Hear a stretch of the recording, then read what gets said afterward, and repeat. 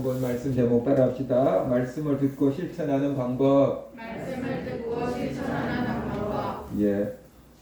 우리는 예수를 믿다가 보면 많은 하나님의 말씀을 듣습니다. 그런데 듣고 나면 교회 문 밖에 나가면서 잊어버릴 때가 굉장히 많이 있어요. 예배 드리고 나가면서 사실 설교 제목도 생각나지 않을 때가 많아요. 목사인 저도 예배하고 설교 며칠 뒤에 지나면 지난주에 설교 뭐 했지 생각 안 날 때가 많아요. 그래서 내가 왜 지난주에 한 설교가 생각이 나지 않을까? 나는 지금 무슨 생각하고 있을까? 돌아보면은 주일날 설교 끝나면 목사는 또 무슨 생각하냐면 다음 주는 무슨 설교하지? 그 생각, 주부들이 오늘 저녁에 반찬 뭐 하지? 그런 생각하는 것처럼 주일날 예배 끝나면 목사는 다음 주에 설교 뭐 하지? 그 생각에 이제 계속 이렇게 잡혀 있는 거죠. 그러다가 보니까 오늘 한 설교를 잊어버리고 다음 주에 설교 뭐 하지? 그런 생각에 사로잡혀 있다는 것을 알게 됐어요. 그러니까 우리 성도님들이 예배 드리고 교회 문 밖에 나가면서 오늘 설교 제목도 생각 안 나. 그 마음을 충분히 이해해요. 그런데 예수님은 우리들이 하나님의 말씀을 듣고 순종하기를 원하십니다. 그래서 이렇게 말씀하셨어요. 너희는 나를 불러 주여 주여 하면서 어찌하여 내가 말하는 것은 행하지 아니하느냐라고 이렇게 책망하셨어요. 그리고 또 계시록을 보면 귀 있는 자는 성령이 교회들에게 하시는 말씀을 들을지어다라고 이렇게 말씀을 하고 있어요. 하나님 말씀을 들었으면은 좀 실천해라라는 그 얘기를 하고 있어요. 우리가 주일날 교회 와서 예배드리고 하나님의 말씀을 듣는 이유가 무엇입니까? 상당히 많은 사람들이 나 오늘 주일 지켰다라는 그런 위안을 얻기 위해서 교회 와서 예배 드리는 경우들도 있고요. 또 하나님의 말씀을 통해서 위로를 얻고 새 힘을 얻고 복을 받기 위해서 교회 와서 예배 드리고 말씀을 듣는 경우도 있고요. 어떤 경우는 진리가 무엇인가 찾아보기 위해서 교회 와서 하나님의 말씀을 듣고 또 예배 드리기도 하고 그렇지요. 그렇다면 하나님이 우리에게 원하시는 것은 무엇일까라는 것이에요. 하나님은 우리들이 하나님의 말씀을 듣고 실천하기를 원하신다. 아멘? 우리가 하나님 말씀을 듣고 실천하기를 하나님은 원하신다라는 것이에요. 그래서 하나님 주신 은혜와 복을 받아 누리며 살기를 원하시는 겁니다. 그리고 하나님의 영광을 세상 가운데 드러내기를 원하시는 거죠. 그러기 위해서는 우리가 하나님의 말씀을 듣는 것으로 끝나면 안 된다는 것이에요. 행함이 없는 믿음은 죽은 믿음이라고 했어요. 하나님의 말씀을 듣고도 실천하지 않으면 하나님의 살아계심을 경험할 수가 없다는 거예요. 그래서 실천할 때 하나님 말씀대로 되네? 그런 것들을 우리가 체험하고 경험할 수가 있게 되는 거죠. 그러니까 말씀을 들을 때 실천해야 돼요. 근데 우리가 하나님의 말씀을 듣고 다 실천할 수 있다면 얼마나 좋겠습니까? 그렇다고 하면 목사가 있을 필요가 없지요. 그죠? 말씀을 듣고 다 실천해 버린다고 하면 목사가 있을 필요가 없는 거죠. 그런데 그러기가 쉽지가 않다. 말씀을 전하는 목사도 전하는 대로 다 실천하지 못할 때도 아주 많다라는 것이. 그런데 실천해 보려고 노력하는 거죠. 그 노력하는 과정에서 그나마 지금보다 나아진다. 어떤 사람이 그렇게 말했다잖아요. 야, 예수 믿고 네가 달라진 게 뭐가 있어? 라고 이렇게 얘기했다잖아요. 그러니까 그 사람이 이렇게 대답했대요. 내가 예수를 믿으니까 이만큼 된 거야. 예수를 믿지 않았으면 지금보다 더 나빠졌을 거야. 라고 이렇게 얘기했다는 거예요. 우리는 천사처럼 될 수 없고 우리는 완벽해질 수 없어요. 그러나 내 자신을 알고 노력하고 지금보다 조금 더 나은 삶을 살아가는 것, 바로 그것이 신앙생활이다. 그런데 이제 예수 밖에, 교회 밖에 있는 사람들은, 교회 다니는 사람들은 완벽해야 된다고 생각하는 거죠. 죄도 없애야 되고 화도 안 내야 되고 다 양보하며 살아야 된다라고 이렇게 생각하는 거죠. 자기들은 그렇게 못 살지만 니네들은 그렇게 좀 살아줘 라고 이렇게 원하는데 교회가 그렇게 모습을 보이지 못하니까 이제 실망한다라는 거예요. 근데 우리가 예수 믿는다고 해서 완벽해지는 건 아니에요. 여전히 우리는 죄 가운데 빠져 살아요. 그런데 예수님의 은혜로 우리가 죄를 용서받고 살고 있고 내가 죄인이라는 것을 인정하고 하나님의 은혜가 아니면 살 수 없습니다라는 그 믿음을 가지고 살고 있을 뿐이지 우리의 삶이 완벽해지는 것은 아니다라는 것을 우리가 알아야 되는 거죠. 그래서 늘 우리는 하나님의 은혜를 구하고 또 그 은혜로 살아가는 사람들이 성도들이다라는 것을 우리가 알아야 합니다. 그래서 완벽해지려고 사실 노력할 필요가 없고 완벽해질 수가 없는데 완벽해지려고 노력하다가 보면은 실망감밖에 안 쌓여. 나라는 인간은 도대체가 구제불능이야. 이렇게밖에 안 되는 거예요. 그래서 우리는 완벽해지려고 할 필요가 없고 지금보다 좀 나아져야지. 주님 조금 닮아가야지. 그런 마음 가지고 우리가 살아가고 노력하면 되는 거고 또 못하면 반성하고 그렇게 살아가는 존재다라는 것을 우리가 알아야 돼요. 그래서 나를 향해서 다른 사람 성도를 향해서 완벽해지기를 기대하지 마라. 어차피 나도 완벽하지 않는데 왜 다른 사람에게 완벽하기를 기대하냐? 그것은 불가능한 거고 그것은 서로를 힘들게 만드는 것이다 라는 것을 우리가 알아야 돼요. 지금보다 조금씩 나아지면 되는 거고 또 부족하지만 나의 부족함을 깨닫고 있는 것만으로도 그것도 모르고 있는 사람보다는 낫다라는 것을 우리가 알아야 되는 거죠.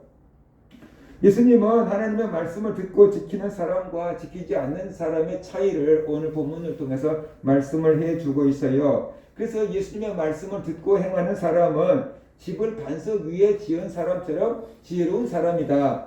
그러나 예수님의 말씀을 듣기만 하고 지키지 않는 사람은 모래 위에 집을 지은 사람처럼 어리석은 사람이다 라고 말씀했어요.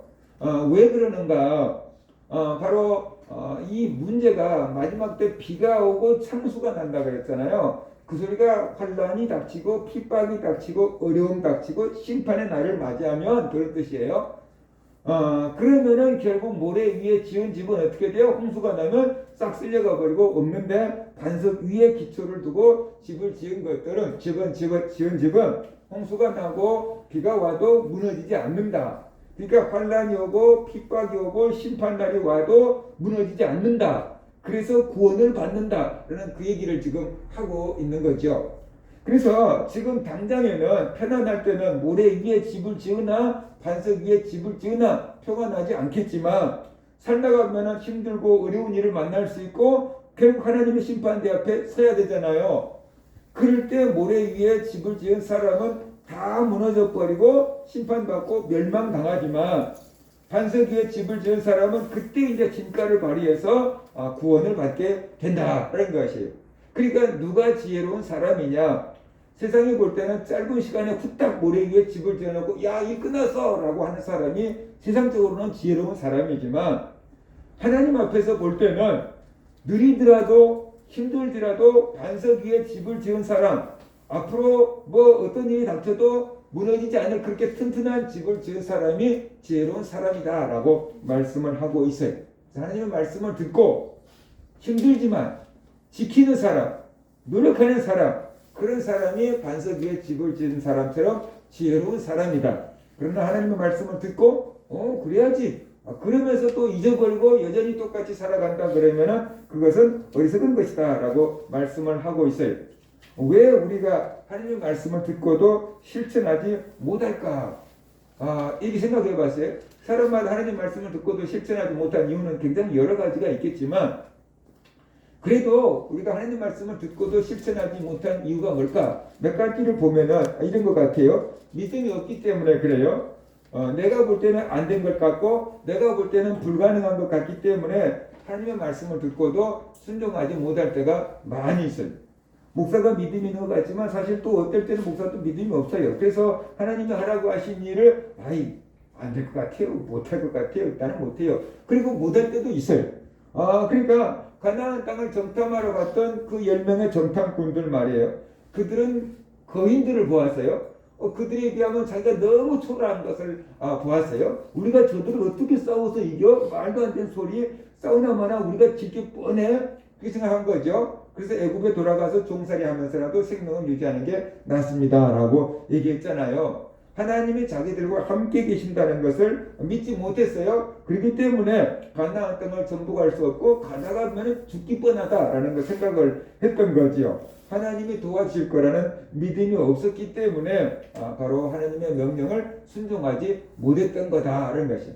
우리들이 살아갈 때 내 생각으로는 안 될 것 같고 불가능할 것 같고 근데 그게 이제 믿음이 없는 거잖아요. 그 믿음이 없기 때문에 하나님 말씀을 순종하지 못한 거다라는 것이. 그 다음에 두 번째, 지금까지 내가 살아온 방식과 너무 다른 거예요.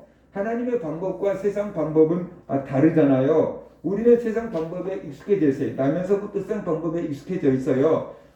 그래서 사람은 익숙한 것을 좋아한대요. 그러잖아요. 사람은 옳고 그른 것보다 익숙하고 편한 것을 우선 우리가 따르는 경향이 있잖아요. 그래서 웬만큼 하면 익숙한 것을 안 바꾸려고 한다라는 것이에요. 그래서 하나님의 방법을 따르기보다는 예전부터 써왔던 방법을 우리가 어떻게 돼요? 따르고 좋아하는 경우가 많다라는 것이에요. 우리는 지금까지 육적인 것들을 추구하며 살아왔어요. 그런데 갑자기 영적인 것을 추구하며 살아라 그래요. 그러니까 그 방법이 익숙하지가 않잖아요. 그러니까 안 따르는 거예요. 텔레비전 주말 연속곡 열심히 재밌게 보고 있는데 그거 볼 시간에 성경 보세요. 그러면은 그게 안 되는 거잖아요. 내가 지금까지 해온 습관이 나를 텔레비전 앞으로 딱 갖다 놓고 있을 텐데 그게 내가 그 시간에 끊고 성경을 볼 수가 있겠느냐라는 거예요. 그러니까 그게 쉽지가 않다. 지금까지 내가 살아온 방법과 다르기 때문에 이게 익숙하지 않다라는 것이. 그 다음에 하나님 말씀보다 내 생각이 더 옳다고 믿기 때문에 그래요. 자기 생각이 더 옳다고 믿기 때문에 말씀을 들어도 순종하지 않는 것입니다. 그런데 그 자기 생각이 말이에요. 진짜 자기 생각이냐라는 거예요. 그건 누군가로부터 들어서 만들어진 생각일 때가 많잖아요. 그죠? 예를 들어서 지금 지구상에 살고 있는 사람이 딱 태어나면서부터 진화론을 갖고 태어난 건 아니잖아요. 학교에서부터 책으로부터 누군가로부터 들었기 때문에 그 구조가 내 속에 들어와 있는 거잖아요. 그런데 먼저 들어와 있는 그 구조를 가지고 다음에 들어온 것들을 판단한다는 것이 이거 맞냐 틀리냐. 그죠? 그래서 이거 안 맞네? 라고 이게 거절을 해버리는 거죠. 그것처럼 뭔가 내 생각이 하나님 생각보다 더 옳다고 하는데 가만히 생각을 해보면은 진짜 순수한 내 생각은 별로 없어요. 어디서부터 듣고 배운 그 생각이 내 속에 들어와 있고 거기서 이제 내가 취사 선택을 하는 거죠. 걸려내고 마음에 든 건 골라 잡아서 이 생각이 내 거다라고 갖고 있는 거죠. 그죠? 그러니까 순수한 내 생각은 별로 많지 않아요. 누군가에게 우리가 어렸을 때부터 보고 들은 것, 그것이 들어와서 내 생각과 내 가치관을 만든 거죠. 근데 따져놓고 보면은 그것도 사실 내 거 아니에요. 그래서 이게 뭐라 그럴까요? 이게 진짜 내 생각은 별로 없는데 사람들이 그게 내 생각이라고 착각하며 살고 있는 경우가 많다라는 것이. 성경은 이렇게 말하고 있어요. 하나님의 어리석음이 사람보다 지혜롭고 하나님의 약하심이 사람보다 강하니라. 사람이 아무리 지혜롭다고 할지라도 하나님의 지혜를 따라잡을 수가 없다라는 것이. 사람이 아무리 강하다고 할지라도 하나님의 힘을 따라잡을 수가 없다라는 것이. 그러니까 내 생각을 따르지 말고 하나님의 말씀을 따르라라는 얘기인 거죠. 그 다음에 이제 결정적인 이유는 내게 손해가 될 것 같기 때문에 따르지 않는 거죠. 하나님의 말씀을 따르면 내가 손해를 볼 것처럼 보여요. 특별히 경제적으로 손해를 볼 것처럼 보여요. 그래서 하나님의 말씀을 듣고도 따르지 못할 때가 많이 있어요. 제가 이렇게 처음에 예수를 믿고 신앙생활 할 때 밤마다 그 악한 것들이 와서 나를 괴롭히고 잠을 못 자게 하고 힘들게 했어요. 그래서 기도하는 사모님한테 은사가 있는 사모님한테 가서 기도를 받았더니 그분이 나한테 이렇게 얘기했어요. 3일간 금식하고 오세요. 근데 그때까지는 금식을 해본 적이 없었어요. 제가 뭐 아파서 입맛 따르기 전에는 다 먹었으니까 끼니를 찾아 먹었으니까. 근데 3일이나 금식을 하고 기도를 하고 오라니까 내 입장에서는 그게 순수하게 용납이 안 됐던 거죠. 어떻게 3일씩이나 굶어? 그 생각을 한 거예요. 그래서 말도 안 되는 소리다. 나는 못해. 괜히 사모님이 하는 소리겠지. 그러면서 안 했어요. 안 갔어요. 근데 밤에 잠을 자는데 꿈속에서 뭘 봤는데 내가 막 창문 있는 데로 손을 막 치들면서 3일 금식. 그리고 내가 막 내 입으로 얘기를 한 거예요. 그러니까 이게 사모님이 한 소리가 아니고 진짜 하나님이 하라고 하는가 보네. 라고 해서 이제 전화를 걸어서 그럼 어디 가서 금식 기도해야 돼요? 라고 이제 물어본 거죠. 기도원도 뭔지 모르니까 어디 가서 해야 돼요? 그랬더니 여기 가라고 그러더라고요. 그래서 그 방법을 또 물어봐가지고 버스 타고 그 기도원까지 들어가서 3일간 금식 기도를 하는데 첫날 하루를 굶었는데 그 금식 기도원에 엄마들 따라온 애들이 뻥튀기 과자 있잖아요. 동그랗게 그 쌀로 뻥 옆에는 그 뻥튀기 과자를 들고 다니면서 먹고 다니는데 나도 저것도 먹으면 좋겠다라는 생각이 들고 쟤들은 금식하는 사람들 앞에서 왜 저걸 먹고 다니는 거야? 그런 생각이 들고 막 그러는 거예요. 힘이 막 빠지고 기도는 안 되고 이게 금식을 하니까 몸에 힘이 빠지니까 기도할 힘도 안 나요. 그냥 버티는 거죠. 뭐 그냥 그러고 있는데 첫날 저녁에 금식을 하고 잠을 자는데 그때 교회에 이제 청년이 있었는데 그 청년이 와가지고 저한테 이렇게 젤리포 같은 것을 꿈속에서 주더라고요. 얼마나 배가 고팠으면 그랬을지 모르겠지만 아무튼 젤리포 같은 것을 주기래 꿈속에서 그걸 먹었는데 그 다음부터 3일 금식기도 끝날 때까지 배가 고프지 않고 음식에 유혹이 전혀 없었어요. 배고프지가 않더라고요. 그리고 힘도 나고 그 다음에 아무리 애들이 뻥튀기를 갖고 다녀도 먹고 싶은 생각도 없고 그래서 3일 동안 금식을 다 마치고 나왔거든요. 그랬는데 꿈에 보여주는 게 저희 시골에 산이 있는데 그 산에 발디딜 틈도 없이 많은 뱀들이 널려 있는데 그 뱀들이 다 죽어갖고 반쯤 썩어가는 것을 보여주더라고요. 그러면서 쟤를 꿈속에 괴롭혔던 것들이 없어졌어요. 그러니까 한번 생각을 해보자고요. 인간적으로 내가 밥 3일 동안 절대로 못 굶어요. 절대로 안 가요. 그리고 내가 계속 꼬박꼬박 새끼를 챙겨 먹고 금식 기도를 하지 않았다 그러면 나는 언제까지 꿈속에서 괴롭힘을 당했을지 몰라요. 그게 뭐 몇 달이 됐을 수도 있고 몇 년이 됐을 수도 있고 꿈속에서 날마다 잠도 못 자고 악한 것하고 그 많은 뱀들하고 싸우느라고 고생을 했겠죠. 근데 에이 모르겠다는 뜻인가 보다 하고 가서 금식기도 한다고 뭔가 하고 있으니까 첫날은 굉장히 힘들었지만 진짜 첫날 힘들더라고요. 근데 하나님께서 둘째 날부터 셋째 날 끝날 때까지 어떻게 돼요? 전혀 힘들지 않게 하고 힘나게 하고 유혹받지 않게 하고 그리고 내가 몇 달을 몇 년을 싸워도 해결 안 될 것들을 다 해결해 놔 버리니까 그 다음부터 내가 편안하게 살게 되지 않았냐라는 거죠. 그죠? 근데 우리는 자꾸만 금식하면 내가 살아날까? 그런 생각을 하잖아요. 내 몸이 버텨낼 수 있을까? 밥을 안 먹고 어떻게 살아? 그런 생각을 하잖아요. 그러니까 우리가 순종하지 못할 때가 많이 있다는 것이 특별히 우리가 또 이렇게 뭐랄까 경제적으로 손해볼 것 같으면 우리가 절대로 그 일을 안 하잖아요. 경제적으로 손해볼 것 같으면 우리가 그 일을 안 한다라는 것이에요. 저희 형수님이 80이 넘었어요. 큰 형수님이 80이 넘었어요. 그리고 또 이제 암에 걸려가고 항암 치료를 5차까지인가 이렇게 다 받았어요. 그 이제 또 형님이 가가지고 이제 또 전도를 했는가 봐. 이제 다른 형제가 이제 그 큰 형님 가족이 안 믿으니까 가서 이제 전도를 한 거예요. 그러니까 평상시에는 안 받아들이다가 80이 넘었고 항암 치료까지 받고 그러니까 죽음에 대해서 한번 또 생각을 해봐야 될 거 아니에요, 그죠? 그래서 이제 천국으로 가볼까 하는 마음 갖고 형님하고 형수가 이제 큰맘 먹고 교회를 갔는가 봐요. 교회를 찾아간 거예요. 이제 아무 인도한 사람도 없이 이제 교회를 찾아간 거예요. 근데 교회 가서 예배를 잘 드렸는데 이제 예배 끝나니까 뭐예요? 헌금하잖아요. 헌금 개수연들이 헌금 이렇게 들고 이렇게 돌아다니잖아요. 그러니까 이놈 교회가 돈만 거두는 교회구나. 얼른 가자. 그리고 그냥 나와버렸대요. 그 헌금 바구니 돌아가면 거기에다가 1,000원을 내든 5,000원 내든 10,000원을 내든 그것 좀 내면 되는데 그게 무서워가지고 그래도 명색이 서울에 집도 가지고 있는 사람인데 그게 무서워가지고 얼른 나와버렸대요. 교회는 돈만 받는다고 그렇게 생각하고 나와버린 거예요. 이거 참 얼마나 어이없습니까? 80평생에 처음 교회 간 거예요. 80 넘어서 80년 넘게 세상 살다가 한 번도 교회 가본 적이 없는 사람이 80년 만에 처음 교회를 갔는데 이거 돌아가는 헌금 1,000원, 5,000원, 10,000원 이거 한 게 무서워가지고 와버렸다는 거야. 얼마나 돈이 힘이 셉니까? 사람들 참 그 소리 듣고 너무 안타깝더라고. 그 소리 듣고 너무 안타깝더라고.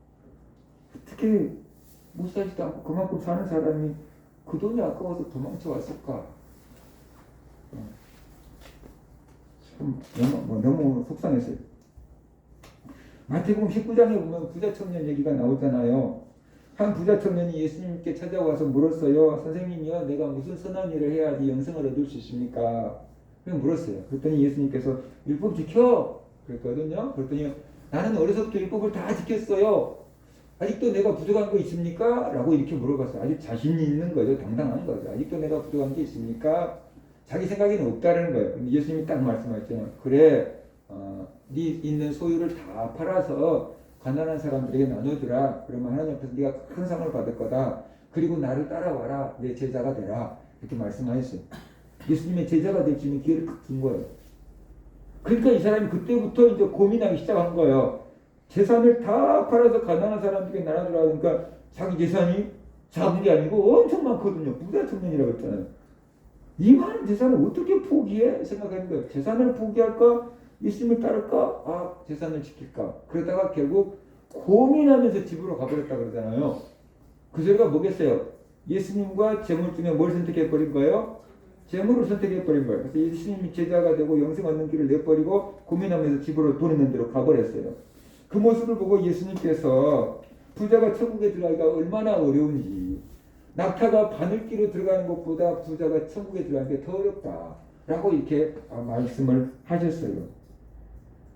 오늘날도 이렇게 돈 때문에 교회 나오지 못하고 돈 때문에 교회 나왔다가 시험 들고 예수를 믿지 않은 사람들이 많잖아요.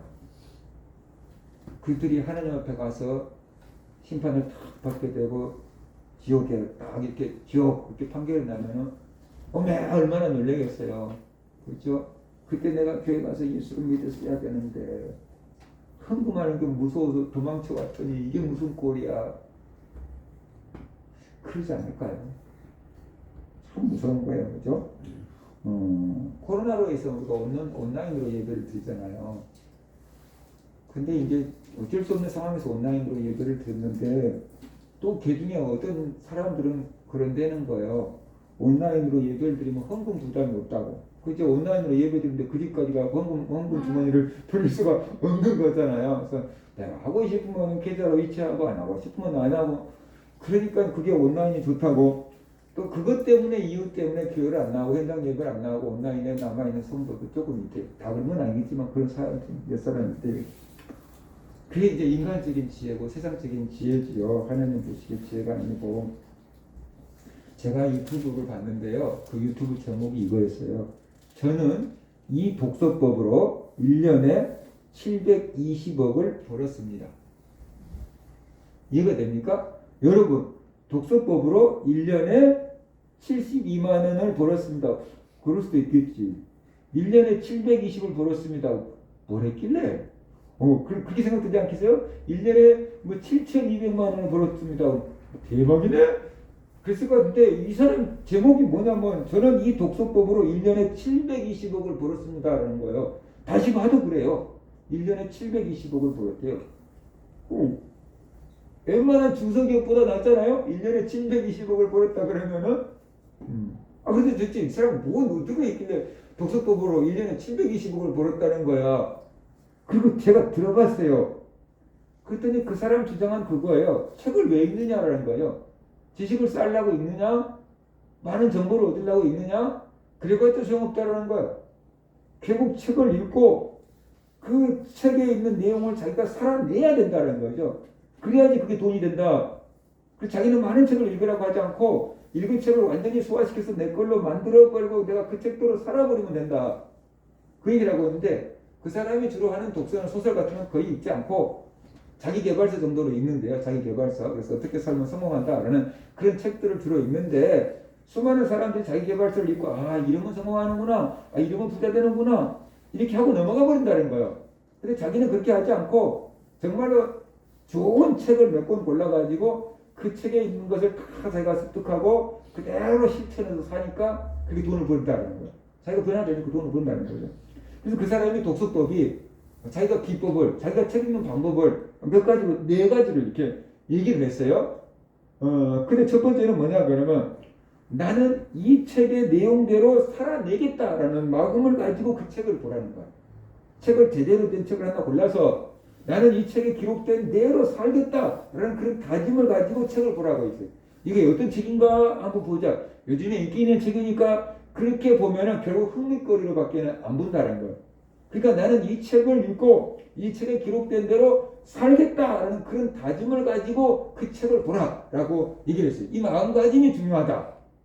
그냥 시간 남으니까 뭐 이렇게 바꾸는 안 되고 이 책에 있는 내용대로 내가 살아보겠다라고 하는 그 마음을 가지고 책을 봐라. 그 마음이 중요하다라고 얘기를 했어요. 그러면서 그 책을 읽으면서 자기에게 감명을 주는 거나 자기가 새롭게 알게 된 것이나 내가 이렇게 살아야 되겠구나 라고 하는 부분을 형광펜으로 칠하래요. 이렇게. 그게 읽은 게 한 번 읽은 거예요. 그 다음에 두 번째 그 책을 읽는데 두 번째는 이제 그 책을 처음부터까지 다 읽는 게 아니고 형광펜으로 칠해놓은 부분만 읽은 거예요. 형광펜으로 칠해놓은 부분만 읽으면서 이건 내 인생에서 절대로 놓치면 안 돼. 이 부분은 내가 반드시 살아내야 돼. 이 부분은 내가 반드시 따라해야 돼. 라고 하는 부분은 형광칠해놓은 부분 밑에다가 다시 밑줄을 긋는데 줄이 두 개가 쳐지는 거죠. 줄이 두 개가 쳐지는 거예요. 그렇게 해서 책을 두 번 봐요. 그 다음에 이제 세 번째 밑줄 쳐놓은 부분만 그 책을 세 번째 읽으면서 밑줄 쳐놓은 부분만 읽으면서 그것을 자기가 따로 정리한 노트에다가 밑줄 쳐놓은 부분만 다 옮겨 적는데 이렇게 밑줄 쳐놓은 부분만 다 옮겨 적어요. 그러면서 책을 이제 세 번째 봤어요. 그 다음에 이제 네 번째 보는 게 밑줄 그 정리해놓은 노트.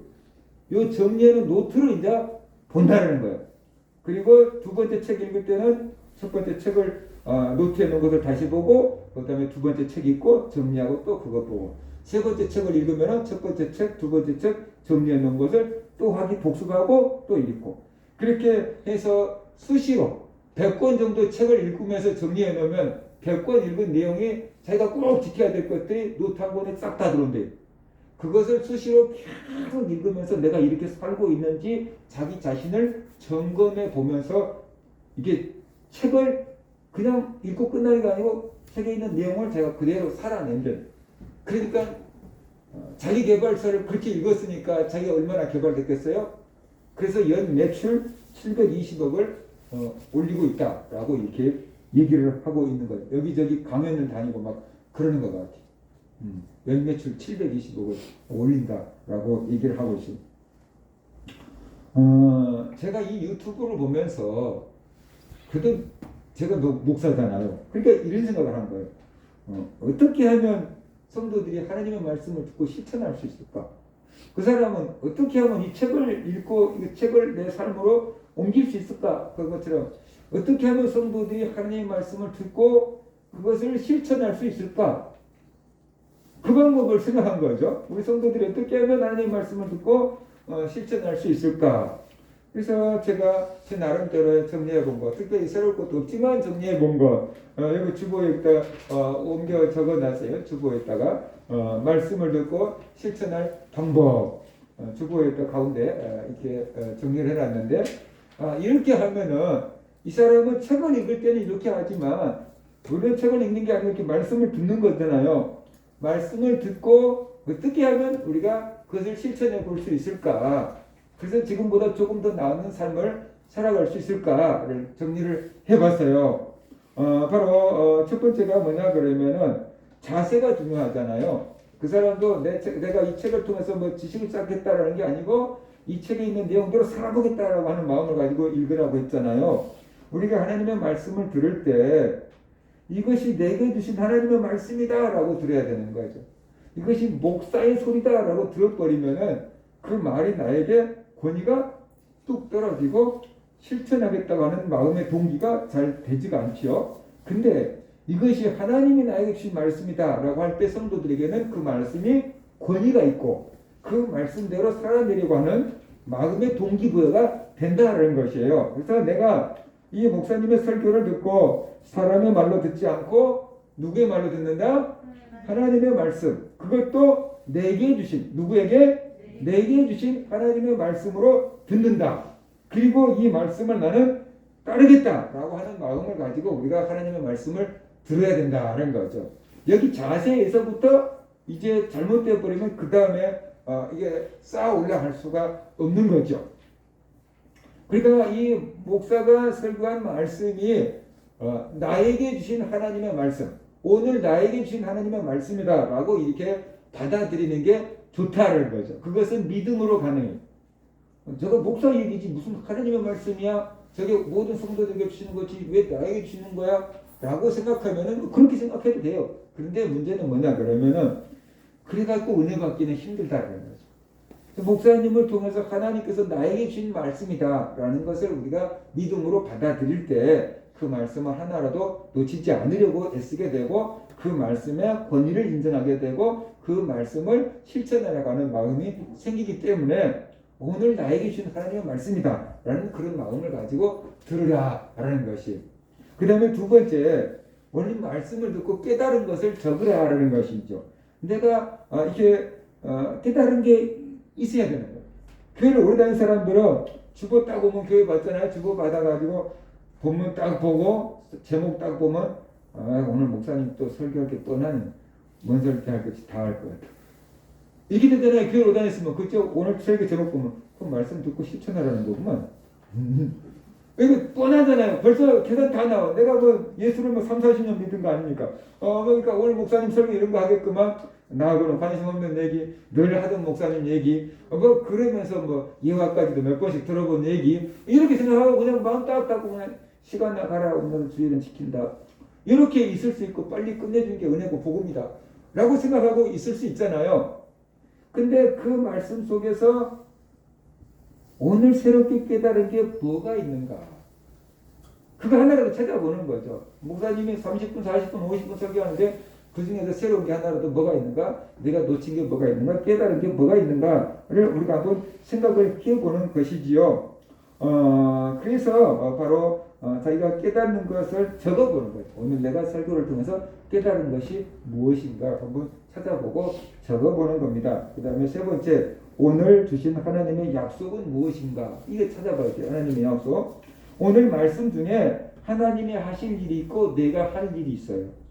자, 오늘 우리가 말씀을 딱 읽어봤잖아요. 잘 알 수 있는 내용이잖아요. 반석 위에 집을 지은 사람, 모래 위에 집을 지은 사람, 딱 얘기하고 이제 교회 웬만큼 다녔으면 이거 다 아는 거잖아요. 자, 그러면 여기서 내가 할 일이 있고 하나님이 하실 일이 있어요. 이 본문에서. 자, 이 본문에서 예수님이 비유하는 이 본문에서 내가 할 일은 뭘까요? 반석 위에다가 집을 지어야 되는 거죠. 그죠? 내가 할 일이. 그럼 반석 위에다 집을 짓는 게 뭐예요? 하나님의 말씀을 듣고 실천하는 것. 그것이 반석 위에 집을 짓는 거죠. 자, 그러면 하나님이 하실 일은 뭘까요? 내가 할 일은 반석 위에 집을 지어야 돼요. 하나님의 말씀을 듣고 실천해야 돼요. 그게 내가 할 일이에요. 그러면 하나님이 하실 일은 뭘까요? 하나님이 하실 일. 무너지지 않게 해주신다는 거죠. 언제?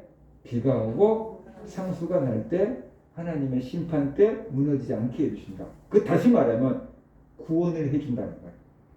지켜주고 보호해주고 구원해준다는 거잖아요.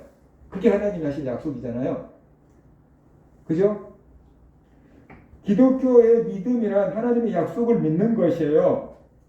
그래서 성경은 약속이잖아요. 구약, 신약 그게 돼 있잖아요. 그죠? 그러면 구약은 예수님이 태어나시기 전에 해주신 약속의 말씀, 신약은 예수님이 태어나신 이후에 주어진 약속의 말씀 이거잖아요. 둘 다 약속인 거잖아요. 약속을 믿는 것, 신뢰하는 것, 그것이 믿음인 것. 하나님의 약속을 믿는 것, 그것이 믿음 생활인 거죠.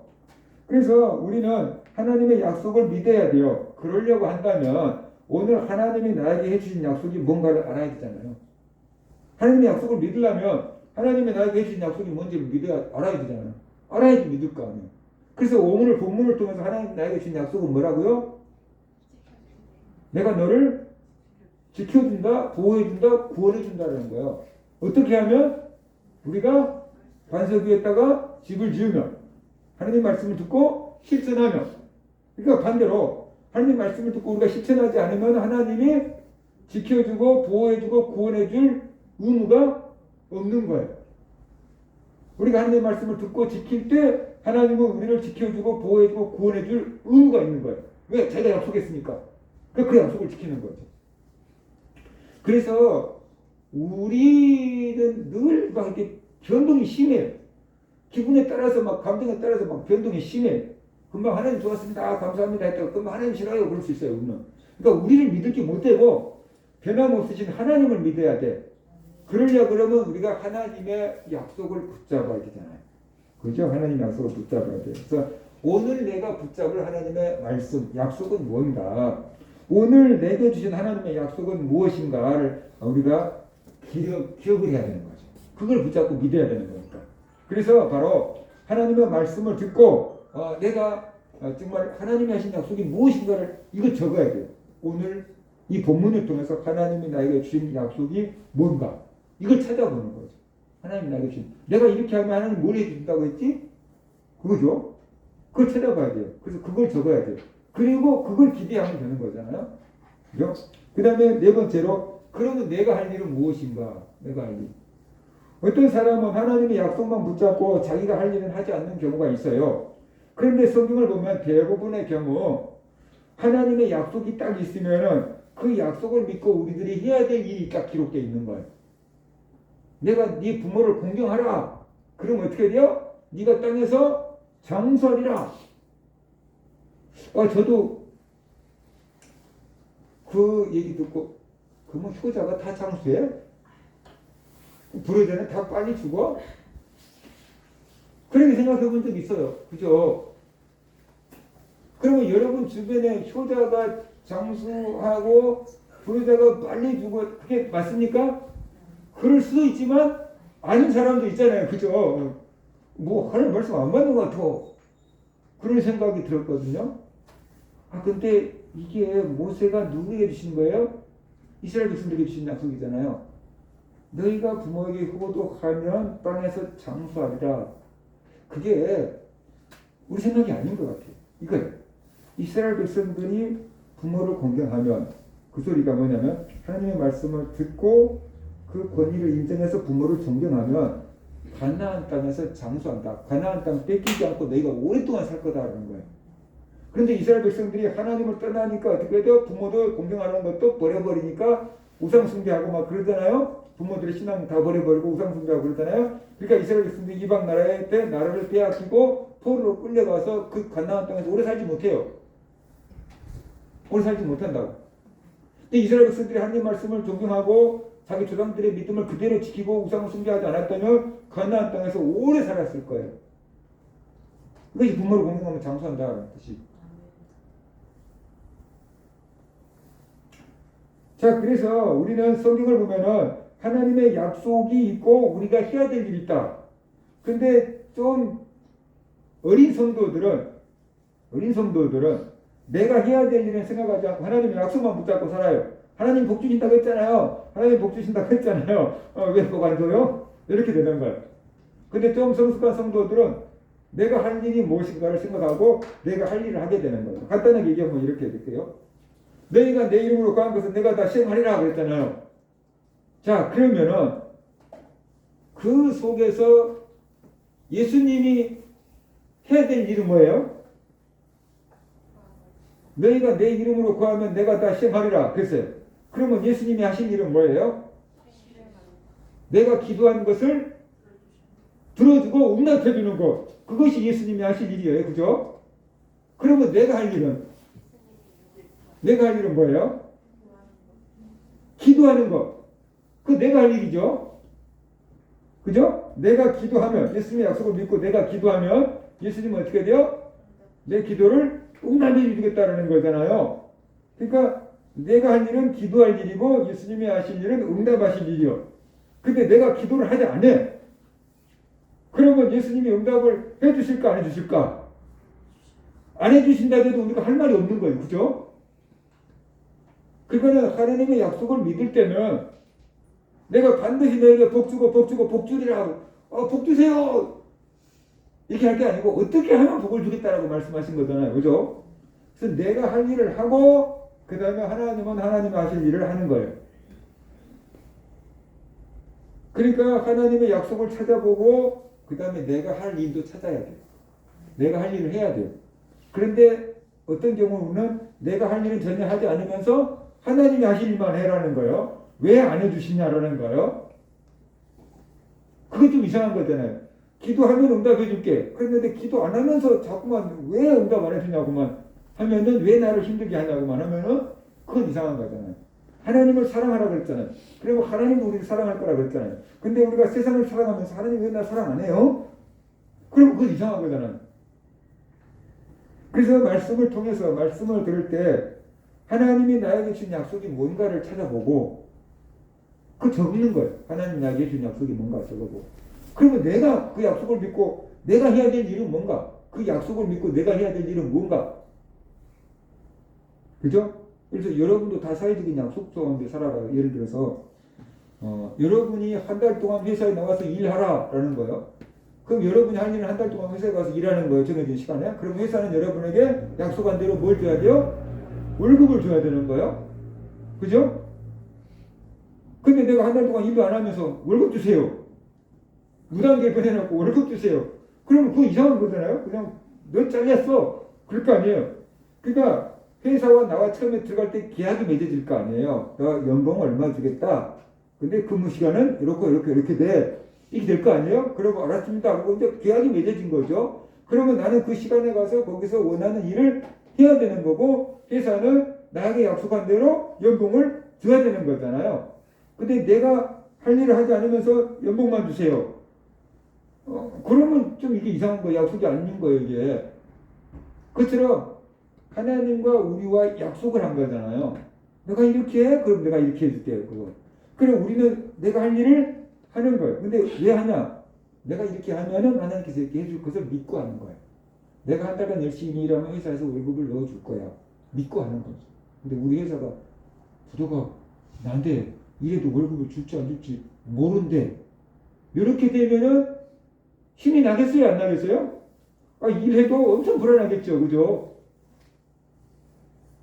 그게 불안하게 되는 거예요. 신뢰가 안 생기니까.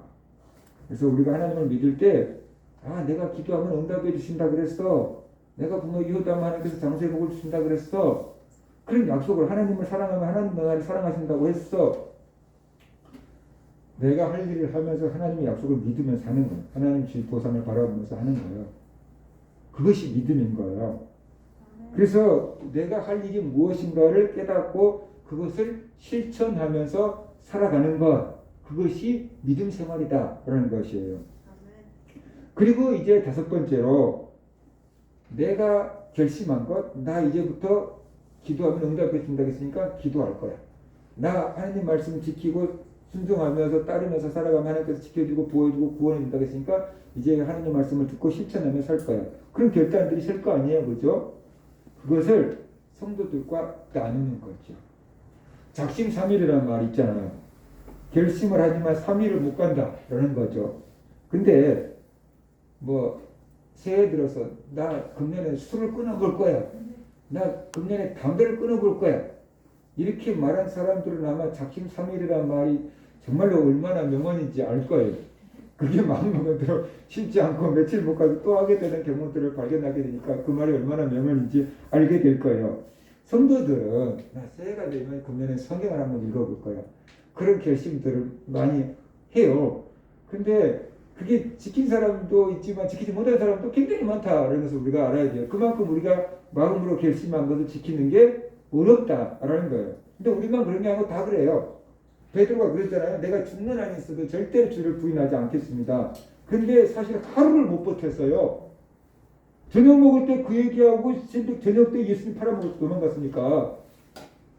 예수님 잡혀갔을 때 다른 제자들도 다 도망쳤잖아요.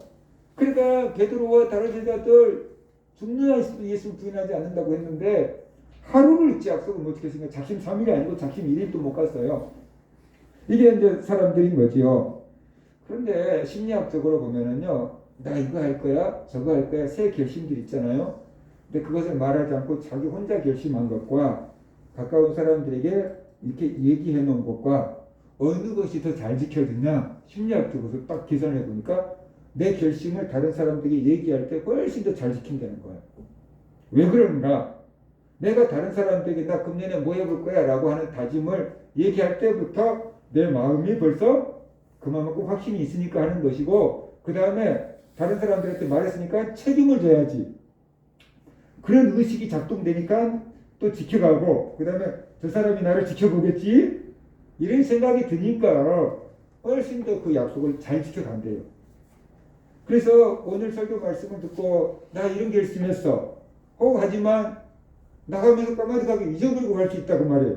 근데 성도들과 오늘 설교 말씀을 듣고 나는 이렇게 하기로 결심했어요 라고 또 얘기하고, 이렇게 할 수 있도록 기도해 주세요 라고 부탁하고 서로 기도하고 기도받으면은 그것을 이룰 가능성이 말하지 않는 것보다 훨씬 높아진다는 거예요. 가능성이 높아진다는 거예요. 그러니까 내가 결심한 것을 성도들 앞에 공개적으로 어떻게 해요? 발표하는 겁니다. 그리고 기도를 요청하는 겁니다. 그럴 때 내가 책임감을 갖고 그 말씀을 지키려고 노력을 하게 되는 거죠. 사실 이전부터 성경을 읽자고 해서 제가 2주째 올렸는데 성경을 일주일에 한 100장씩 읽었다고 올리잖아요. 근데 그거 성도들하고 성경 읽읍시다, 카톡에 올립시다 하기 전에 내가 일주일에 대도 100장 못 읽었어요. 근데 그거 하다가 보니까 일주일에 100장씩이라도 읽어가고 있는 거잖아요. 그 말을 하고 같이 그런 구조를 만들어 놓으면은 조금이라도 더 지킬 수 있게, 물론 실수할 수도 있겠지만 못할 수도 있겠지만 지킬 수 있는, 오래 갈 수 있는 힘이 생긴다는 거죠. 그러니까 그렇게 나누라는 거죠. 내가 이렇게 하겠다고 결심해놓고 지키지도 못하면 어떻게 친구한테 말을 하지 말까? 이런 마음부터 먹으면 벌써 그 믿음대로 안 되는 거죠. 그러니까 발표하고 지키도록 노력해보면 되지 뭐. 그런 마음을 먹고 우리가 내 결심을 나누고 기도로 도와달라고 하고 내 결심을 지키도록 노력을 해보면은 우리가 하나님의 말씀을 듣고 실천할 수 있는 가능성들이 높아진다.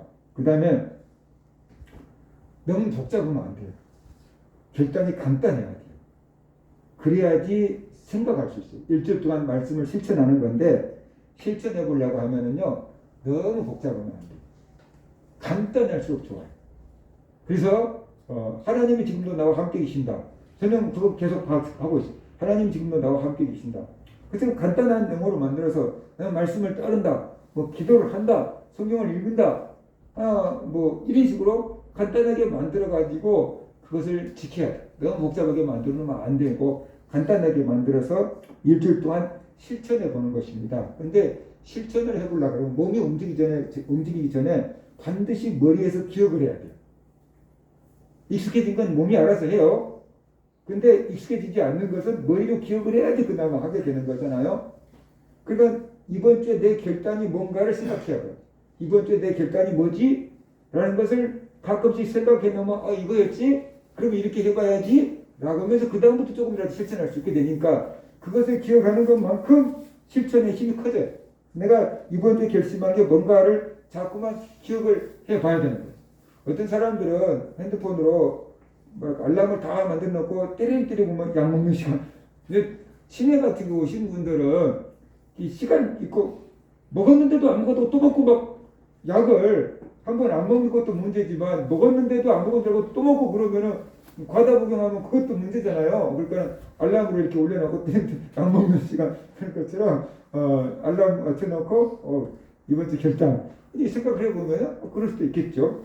그래서 우리가 실천해 보도록 일주일간 노력을 하는 것입니다. 노력하다 보면 이럴 때는 잘 되네, 이럴 때는 안 되네, 이런 뭔가가 있을 거 아니에요. 그 다음에 이제 거기 와서 일주일 동안 실천해 보는 것을 나누는 것이죠. 어떤 결심을 세웠으면요 실현 가능해야 되고요. 그 다음에 그것을 평가해 봐야 돼요.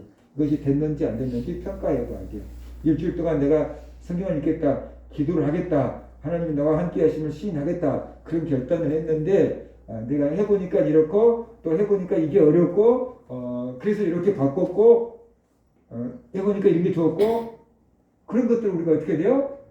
이게 평가를 하고 나누는 거죠. 그러면 나만 이런 게 아니고 다른 사람들도 이런 과정을 겪어가는구나 라는 것을 같이 깨달을 수가 있게 되고요. 그러면서 새로운 길을 자기에게 맞게끔 적용시켜 갈 수 있는 힘이 생기는 거예요. 그래서 바로 일주일 동안 내가 실천해 보니까 이런 것은 잘 됐는데 이런 것은 어려웠어요. 그 어떻게 하면 좀 잘 될 것 같아요. 뭐 이런 것들을 우리가 서로 노하우들을 나눈다 그러면 나와 다른 사람에게도 커다란 도움이 될 수가 있을 거다라는 것이. 그래서 우리가 이것들을 설교 말씀 들을 때도 사용해 볼 수 있고 또 큐티 할 때도 사용해 볼 수도 있고 학생들은 공부할 때도 공부하는 자세가 중요하잖아요. 그리고 어떻게 집중할 것인가, 오늘 이 수업 시간이 뭐가 중요한 것인가, 그거 오늘 수업 시간에 제일 중요한 거 하나라도 찾아낼 수 있다는 능력이 있는 거 대단한 거예요. 근데 한 시간 동안에 수업 듣고 오늘 핵심이 뭐였지? 오늘 배운 것 중에 제일 중요한 게 뭐였지? 생각 안 날 수도 있잖아요. 수업을 딱 듣고 쉬는 시간 있잖아요. 한 10분 쉬는 시간 있잖아요. 그 순간에 오늘 배운 수업 중에 제일 중요한 게 뭐지? 시험에 나올 만한 게 뭔지를 생각해 보는 거예요. 그리고 이거 같은데 그게 뭔지 모르겠다고 얼른 책 찾아가지고 그 부분만 딱 한 번 읽으면은 5분 안에 끝나요. 그리고 화장실 갔다 오면 돼요. 그걸 생활을 하면은 그 수업 시간에 제일 중요한 거 적어도 하나씩들은 다 기억하라고 하니까 시험 볼 때도 훨씬 수월해질 수 있죠. 그럼 하나님 말씀을 듣고 끝나지 말고 하나님 말씀을 듣고 실천해서 우리의 삶이 변화되기를 바라고 하나님 주신 은혜와 평강의 복을 받아 누리며 살아가는 그런 성도들 되시기를 주의 이름으로 축원합니다.